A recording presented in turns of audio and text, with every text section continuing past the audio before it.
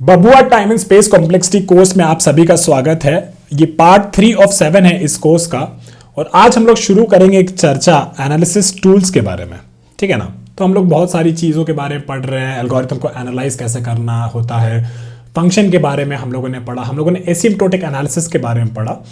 अब थोड़ा सा हम लोग को उस तरफ जाना है जहाँ पे हम लोग जो ये टाइम एंड स्पेस कॉम्प्लेक्सिटी को एनालाइज करते हैं उसका जो टूल्स होता है अलग अलग, उसको थोड़ा सा अच्छे से समझने की जरूरत है। ठीक है, थोड़ा सा रिवीजन कर लेते हैं क्या क्या हमने पढ़ा है।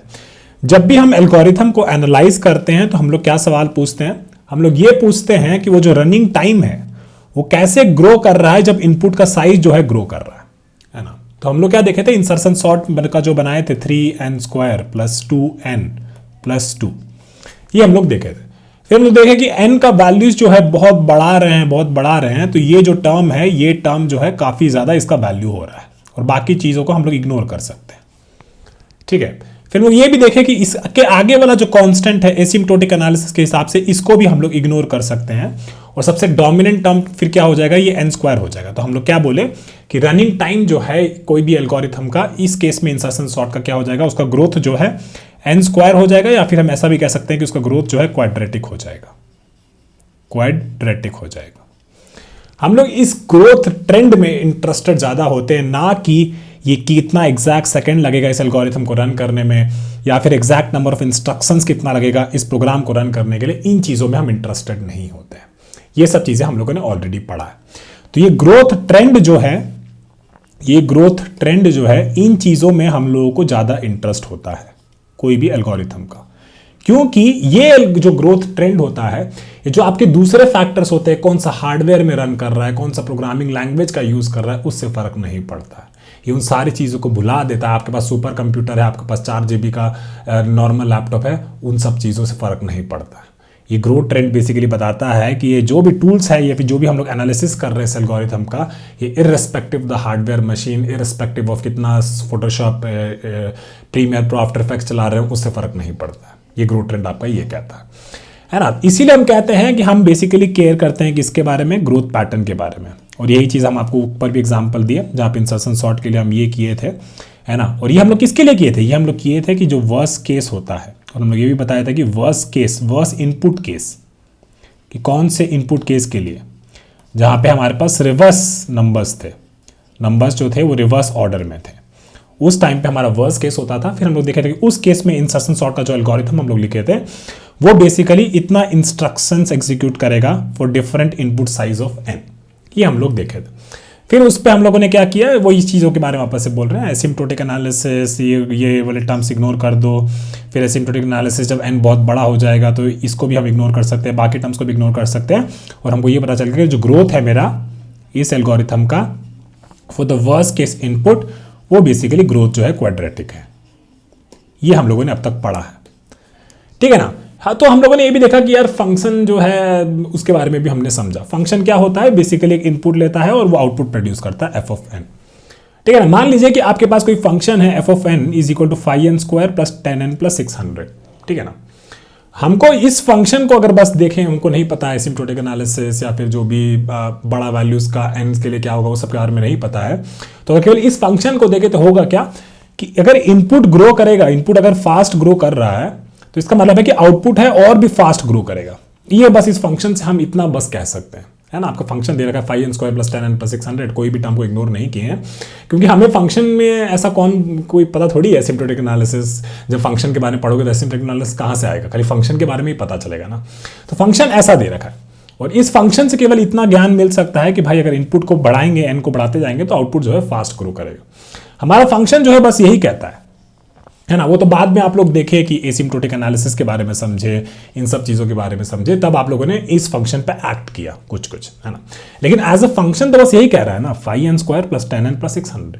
अलग अलग n का वैल्यूज के लिए आउटपुट है बढ़ रहा है, n का वैल्यू बढ़ा रहे हैं एंड ये fn का वैल्यू बढ़ रहा है, बस यही कह रहा है फंक्शन। इससे ज़्यादा फंक्शन आपका कुछ नहीं कह रहा है ना। ये हम लोग देखे थे और ये आपको दिख भी रहा है। ठीक है, तो ये जो हम देखें ना कि फंक्शन जो होता है, कि अगर हम एसिम्प्टोटिक एनालिसिस के बारे में हमें नहीं पता है तो ये जो टर्म है फंक्शन में, ये जो टर्म है, ये फाई जो टर्म है, अगर ये सारा चीज़ जो है फालतू का नॉइज है इस फंक्शन बस इतना ही कहता है आपको कि अगर इनपुट बढ़ रहा है इस केस में तो आउटपुट भी आपका बढ़ेगा, है ना। अगर हमको एसिम्प्टोटिक एनालिसिस नहीं पढ़ा होता तो फंक्शन के बारे में बस हमें इतना ही चीजें पता होता। अच्छा ठीक है ना। तो इसका मतलब ये हुआ कि भाई तो हम पहले भी बोले थे कि इसका एग्जैक्ट ये फॉर्मूला ही हम लोग क्यों नहीं यूज करते हमेशा, है ना, उसके बारे में थोड़ी सी चर्चा कर लेते हैं।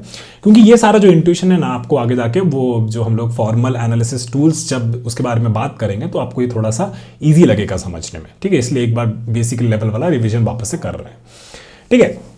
क्यों नहीं हम एग्जैक्ट फॉर्मूला हमेशा यूज करते हैं? क्योंकि देखिए, एक मान लेते हैं कि एल्गोरिथम का जो टाइम है, इंस्ट्रक्शन काउंट है, वो कुछ ऐसा दिख रहा है इस फंक्शन से 2n² + 7n + 10, ठीक है।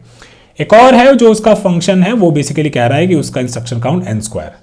हमने ये देखा है कि मतलब फॉर स्मॉल n ये वैल्यूज जो होंगी उनकी बहुत अलग अलग हो सकती है छोटे n के लिए। लेकिन जैसे जैसे हम n को बहुत बढ़ाएंगे हमको क्या दिखेगा कि ये दोनों जो है बेसिकली इनका जो ग्रोथ पैटर्न जो होगा वो क्वाड्रेटिक दिखने लगता है।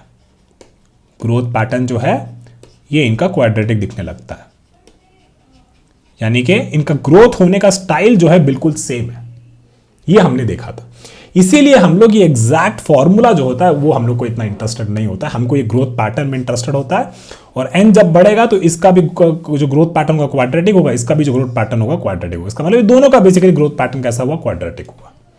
ये हमको समझ में आया था पहले, है ना। इसीलिए हम लोग एग्जैक्ट फॉर्मूलास यूज नहीं करते। इसीलिए हम कहा जाता है so instead of tracking every term जो उस फॉर्मूला में है, we focus only on the main growth. कौन सा ऐसा टर्म है जो बेसिकली n बढ़ेगा तो बहुत ज्यादा डोमिनेंट हो जाएगा, डोमिनेंट टर्म के बारे में हम लोग फोकस करते हैं, ठीक है। ये सारा चीज हम लोग ऑलरेडी पढ़े थे, हम आपको वापस एक बार रिकैप देना चाहते थे क्योंकि हमारा जो फर्स्ट फॉर्मल एनालिसिस टूल है एसिम्प्टोटिक का, अब उसके बारे में चर्चा करना थोड़ा सा इंपॉर्टेंट है। चलिए समझते हैं कि क्या होता है, ठीक है। तो हमारा first asymptotic growth tool theta के बारे में थोड़ी सी चर्चा करते हैं, ठीक है।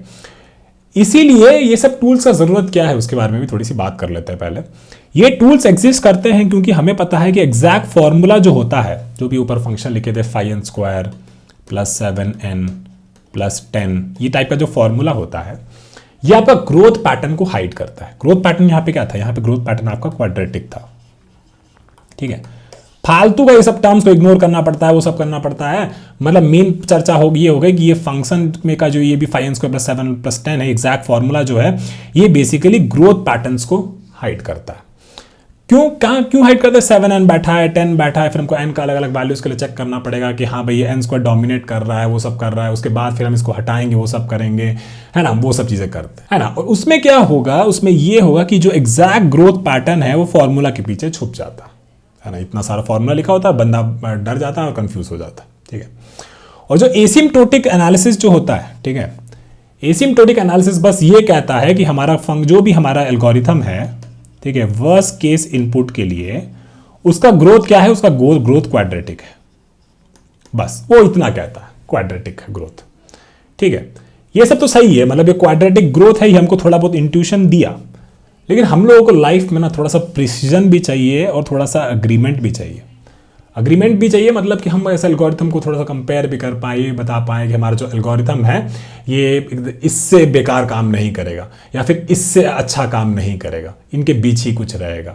इस टाइप की चीज़ें भी हमें बोल पाना आना चाहिए। कहने का मतलब क्या है हम समझाते हैं, ठीक है। मान लीजिए कि आपके पास एक गाड़ी है, ठीक है, एक कार है आपका, ठीक है। कार बहुत फास्ट भागता है, ठीक है, ये आपका इंट्यूशन हो गया, ठीक है। ये इसको आप बेसिकली समझिए कि ये आपका एसिम्प्टोटिक एनालिसिस हो गया, कार बहुत फास्ट भागता है।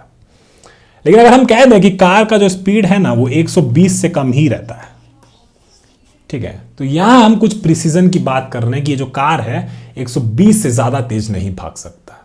तो यहां आपको थोड़ा और इंफॉर्मेशन मिला इस कार के बारे में, और यही चीज का एनालिसिस और यही चीज का दिमाग में रखते हुए ये सब फॉर्मल एनालिसिस टूल्स बना हुआ है। जैसे इस केस में हम अब थीटा का पहला टूल के बारे में बात करेंगे, ठीक है ना।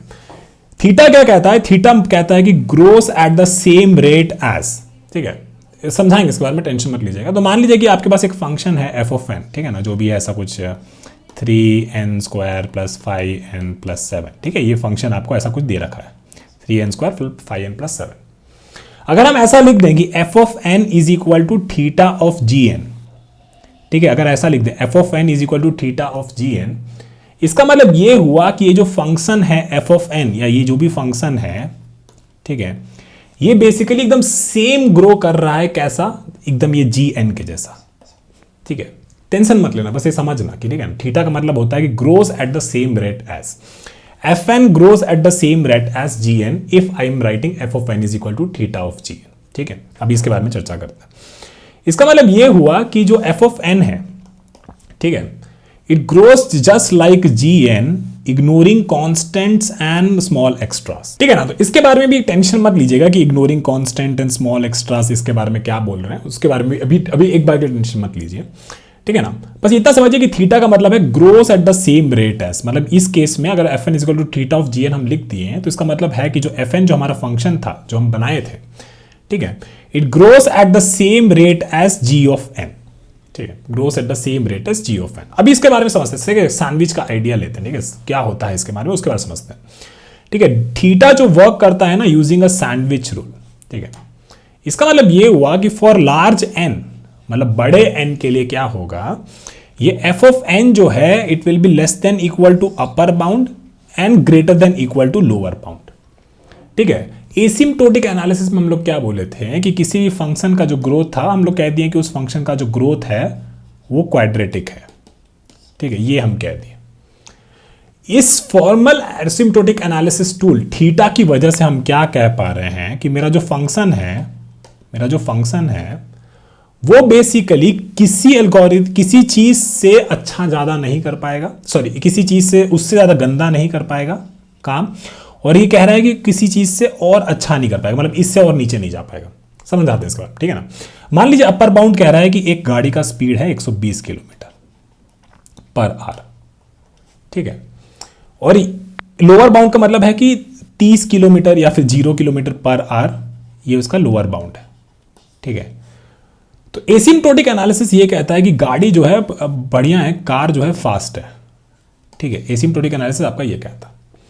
थीटा आपका ये कहता है कि ये जो आपका गाड़ी है ये बेसिकली 120 के ऊपर नहीं जा पाएगा और ये बेसिकली 0 का स्पीड के नीचे नहीं जा पाएगा। ठीक है, ये बात भी आपका ये थीटा कह पाता है, और वो ये तो कह ही पाता है कि आपका गाड़ी फास्ट है कि नहीं, वो ग्रोथ ट्रेंड तो बता ही पाता है। तो इसका मतलब क्या हुआ कि यहां पे हमको एक प्रिसीजन भी मिल रहा है और हम अपना एल्गोरिथम के बारे में और अच्छे से जानकारी भी पा रहे हैं। थोड़ा सा वेग चीजें हैं ये, लेकिन बहुत अच्छी चीजें, इनको आप थोड़ा सा समझिएगा तो ये आपको ये चीजों का और अलग अलग जगह भी एप्लीकेशन यूज कर लगा सकते हैं।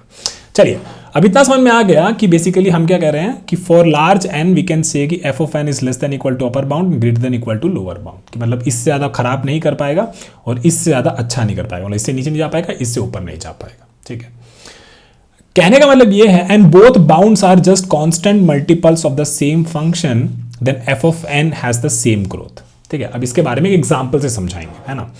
तो हमने मान लीजिए एक फंक्शन हम लोग लिए हैं एफ ऑफ एन जिसका लिए हैं 2n² - 1, ठीक है, और gn हम लोग लिए हैं एक n²। ठीक है, तो हम लोग क्या करेंगे, हम लोग इसको ना बेसिकली ऐसा कुछ लिख देते हैं n² के बारे में, जो gn है वो n² के लिए अलग अलग वैल्यूज के लिए लिख दिए 0 से लेकर 10 तक। ठीक है, ये GON आपका यहां पे हो गया। ठीक है, फिर आप लोग क्या किए, सिमिलरली एफ ऑफ एन के लिए भी लिख दिए।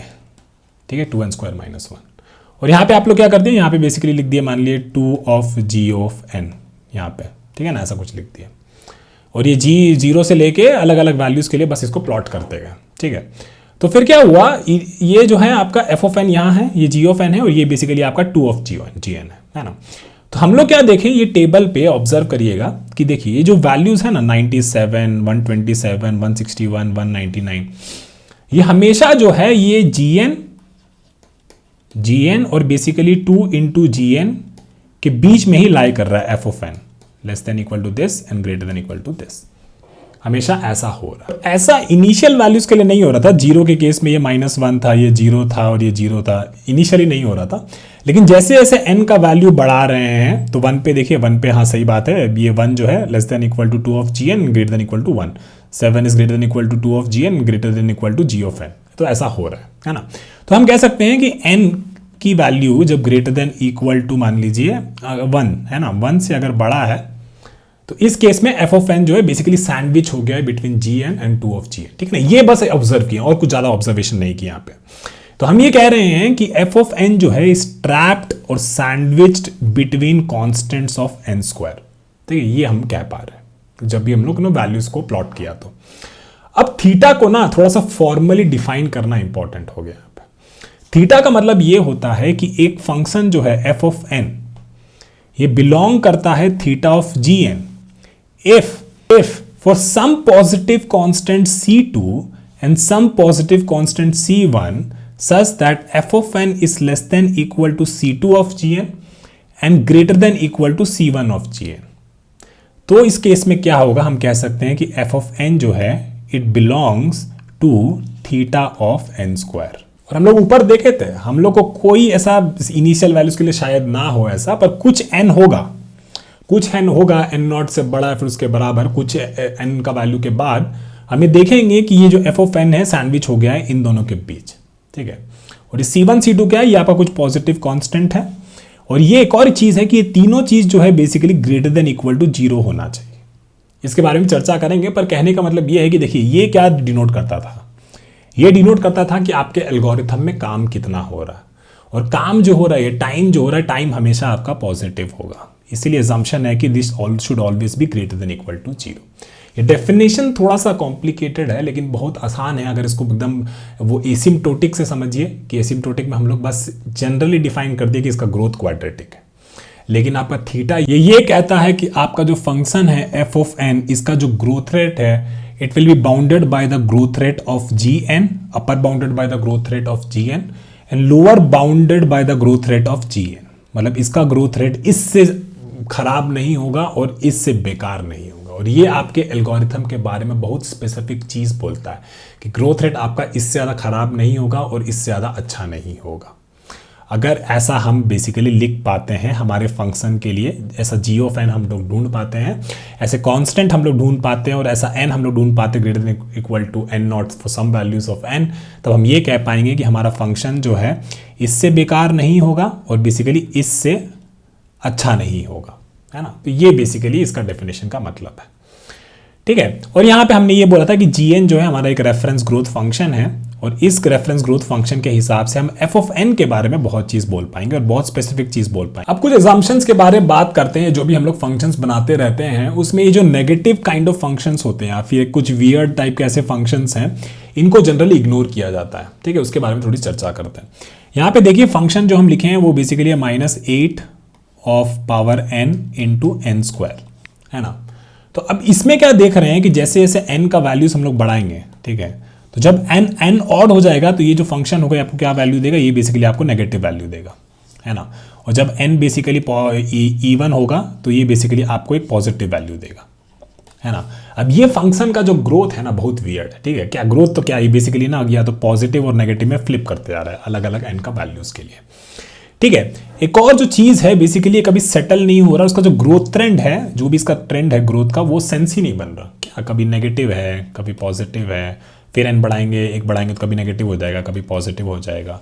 तो ग्रोथ ट्रेंड है उस तो हमको समझ में ही नहीं आ रहा। हाँ इधर n स्क्वायर लिखा हुआ है लेकिन आगे का मैग्नीट्यूड का वैल्यू भी तो अलग है ना भाई। तो ग्रोथ ट्रेंड हमें समझ में नहीं आ रहा इस फंक्शन का, ठीक है। और आपको क्या चीज करना है, आपको एल्गोरिथम एनालिसिस के बारे में बात करना है। उसमें क्या होता है एल्गोरिथम एनालिसिस में हमें टाइम, मेमोरी और कितना काम लग रहा है बेसिकली इन चीज़ों के बारे में रीजन आउट करना है। और सबसे इंपॉर्टेंट बात यह होगी कि ये जो चीज़ें हैं टाइम, ये क्वांटिफाइबल है, क्वांटिफाइबल है। मतलब 5 सेकंड लगेगा, 10 सेकंड लगेगा, 20 सेकंड लगेगा, इस तरीके से आपका टाइम लगेगा। ये जो क्वांटिफाइबल है तो मतलब बेसिकली यार क्वांटिफाइबल कभी नेगेटिव नहीं हो सकता। कभी ऐसे थोड़ी बोल सकते कि -5 आदमी लेके आ जा या फिर -10 रसगुल्ले लेके आ जा, इसका तो कोई मतलब ही नहीं हुआ। तो इसीलिए इस तरीके के फंक्शंस जो होते हैं जो नेगेटिव आउटपुट कर रहे हैं या फिर वियर्ड है, जिनका ग्रोथ पैटर्न कुछ भी नहीं है, इनको हम लोग जनरली इग्नोर करते हैं। और एल्गोरिथम्स में आपको कभी भी ऐसे फंक्शंस मिलेंगे नहीं। इसीलिए कह रहे हैं कि इस तरीके के फंक्शंस कभी भी एल्गोरिथम एनालिसिस में यूज नहीं किया जाता, ठीक है। चलिए अब आगे बढ़ते हैं। एक एग्जाम्पल लेते हैं कांस्टेंट टाइम एग्जाम्पल का। मतलब ये कुछ होता है चीज थीटा ऑफ 1, ठीक है। इसका क्या मतलब है, थीटा का डेफिनेशन याद रखिएगा क्या होता है, F of N is less than equal to C2 of G of n, ठीक है। डेफिनेशंस आपको याद रखने, greater than equal to C1 of G of n and they should all be greater than equal to 0 for some positive constant C1 and some positive constant C2। ऐसा हमको हमेशा रखना है, ठीक है।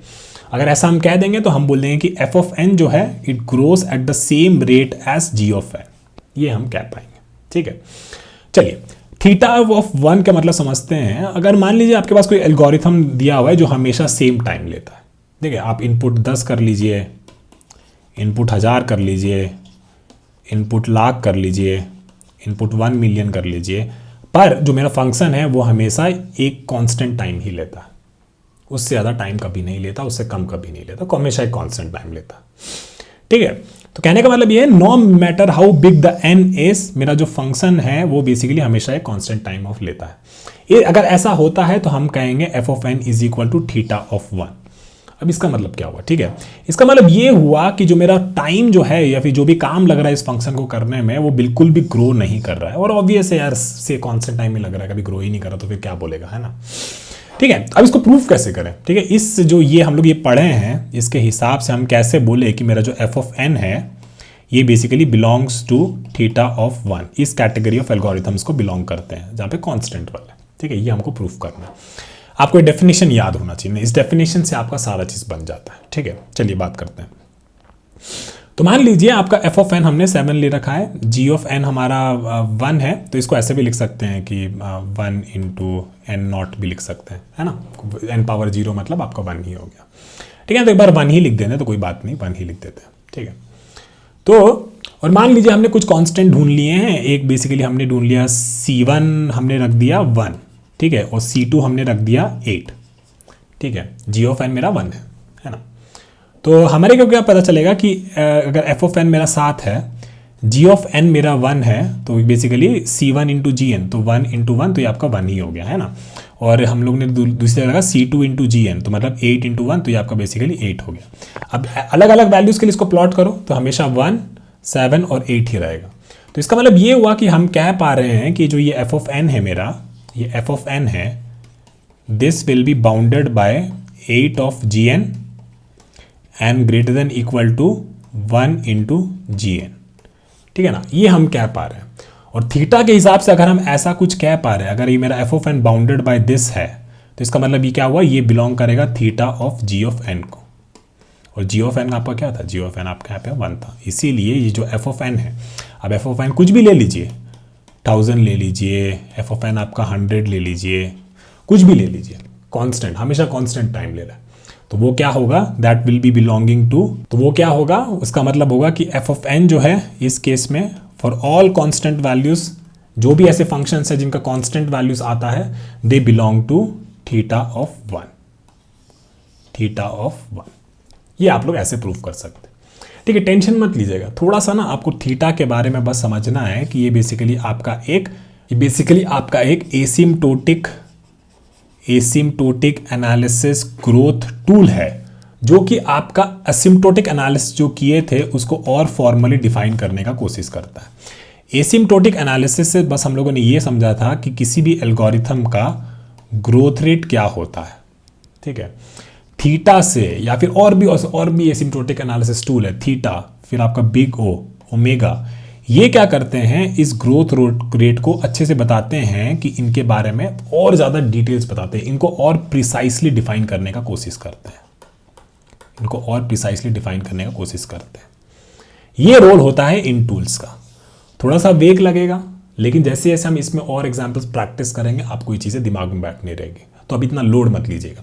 लेकिन हाँ, ये जो डेफिनेशंस आपको समझाए हैं अलग अलग, इन सब चीज़ों के बारे में समझिएगा कि हम लोगों ने पहले क्या किया। हम लोगों ने पहले हमारे एल्गोरिथम को इंसर्शन सॉर्ट जो था, इंसर्शन सॉर्ट के वर्स्ट केस इनपुट के लिए हमने एनालिसिस किया, फिर उससे हमने क्या बनाया, उससे हमने एक फंक्शन डिराइव करने का कोशिश किया।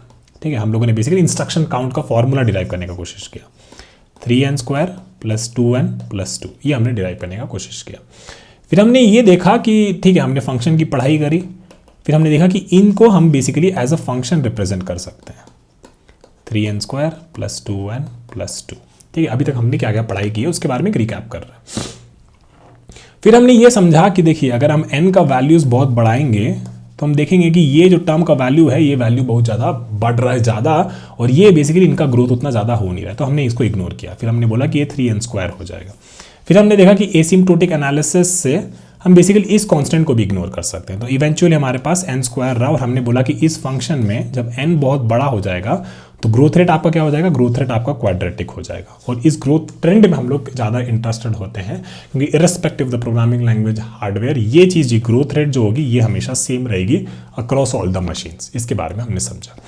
फिर हमने क्या समझा, अब हम लोगों ने इस एसिम्प्टोटिक जो एनालिसिस जो कर रहे थे उस पे हम लोगों ने और फॉर्मली डिफाइन करने के लिए और प्रिसाइसली डिफाइन करने के लिए एक टूल का एनालिसिस किया, which is basically theta tool. ठीक है, थीटा टूल हमने एक एनालाइज किया। इसी तरीके से हम लोग आगे और टूल्स को एनालाइज करेंगे। एक हमारा होगा मान लीजिए बिग ओ, फिर एक हमारा होगा ओमेगा, और फिर हमारी सेक ऑफ कंप्लिसिटी के कंप्लीटनेस के लिए हम लोग बेसिकली छोटा ओ और छोटा ओमेगा के बारे में भी डिस्कस करेंगे।